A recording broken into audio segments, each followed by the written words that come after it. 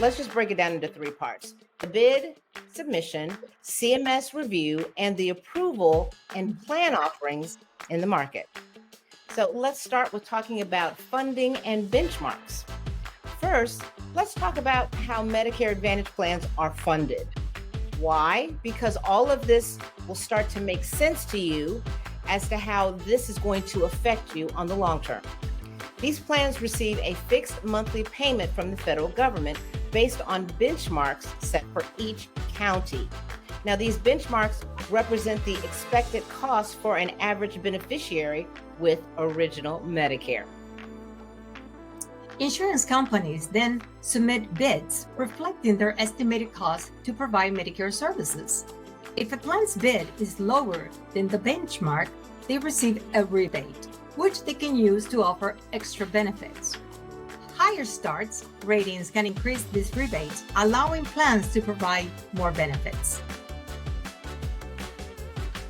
Well, and I think these benchmarks and rebates are a big part of why you might see changes in your plan's premiums or even their benefits. So additional premiums, cutbacks, all of that's going to vary. It's all about how those numbers work out for each insurance company, or should I say for the healthy aspect or profit margin that they're trying to achieve. It's like a big puzzle, Monet. Every year the pieces can change a bit. That is why it is so important to stay on top of these changes and understand how they affect your specific situation. So you guys, you might ask yourself, what is the purpose of all of this? Well, this process ensures that private healthcare plans compete to provide Medicare benefits efficiently while maintaining quality.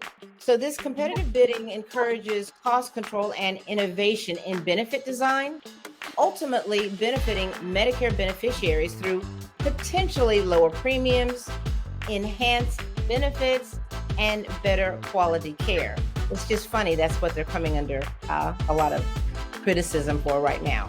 But for anyone to understand this a little bit more holistically, if you've ever bought a house or you are going to create it from the ground up, you understand this process is very similar, right? You're going to send it out for a bid, you're going to get all these people, they're going to come back and tell you what they're going to do, and then you're going to find the one who's going to give you either all of what you want or most of what you want. And then the real fun begins when you start putting products and services together. And then you got to go through the inspector, and the inspector has to say, yes, it's livable. And that's what CMS does with the different carriers. They're going to send it out to bid. CMS is going to decide what works, what doesn't work. And then if everything is approved, off to market it goes. So now let's discuss a little bit about the Inflation Reduction Act, because now you have an understanding how they come to make the decisions they're making. But we need to understand there's some things you may not understand about the Inflation Reduction Act and how it might actually affect you.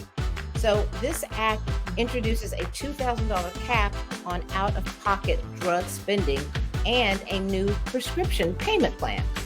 So while this sounds like great news for beneficiaries, guess what?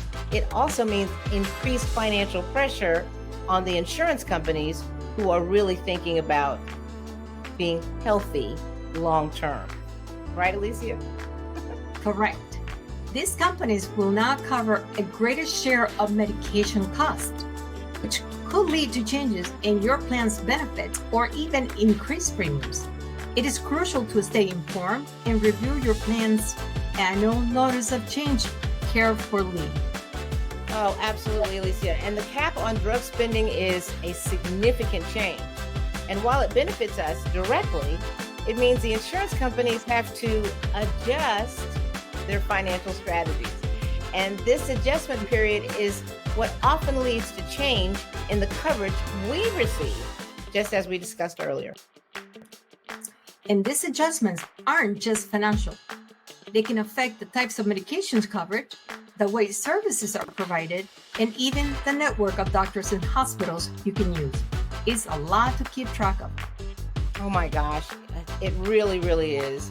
And so that's why I'm really want you guys to listen into this story about Mary. because we've seen firsthand how these changes can affect our senior community. So take Mary, for instance. She's 72 years old and has been on the same Medicare Advantage plan for years. She's always been diligent about taking her medications, which includes several prescriptions to manage her heart and diabetes. This year, however, Mary received a letter stating that one of her essential medications, a life-saving drug she takes daily, will no longer be covered by her plan. The formulary drop caught her completely off guard. Mary lives on a fixed income, and the out-of-pocket cost for this medication was simply unaffordable. And you guys, I can't tell you how much it breaks my heart when I hear stories like this, because I remember talking to Mary and hearing the worry in her voice.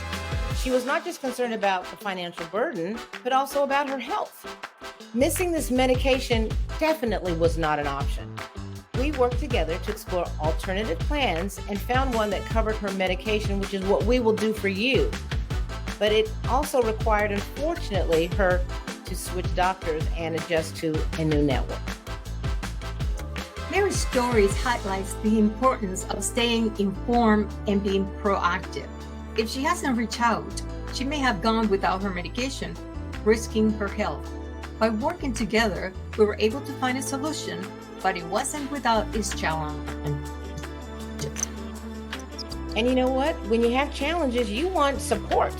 You want people you can trust. We want you to know that we're here for you. We're all in this together, and we won't let anyone go it alone if we can help it. But we need you to get involved in the process. When you receive your annual notice of change in September, also known as ANA, call us. Make an appointment and come see us.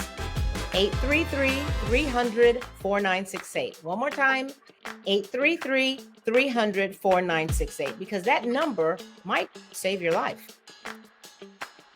Yes, it is important to stay informed and take action. The changes in Medicare can be daunting, but with the right support and information, we can navigate them together. So review your annual notice of change carefully. And seniors, I know it's boring. I know you can't understand it. I know you want to throw it in the trash can, but don't. It's easy to miss something important if you just glance through it. If you don't want to read it, email it to us. We'll read it for you. If you're unsure about any changes, that's what we're here for. We can help you understand exactly what's changing and what it means for you. And that's important. And don't wait until the last minute. The earlier you reach out, the more time we have to explore your options and find the best solution for you. It's all about being proactive.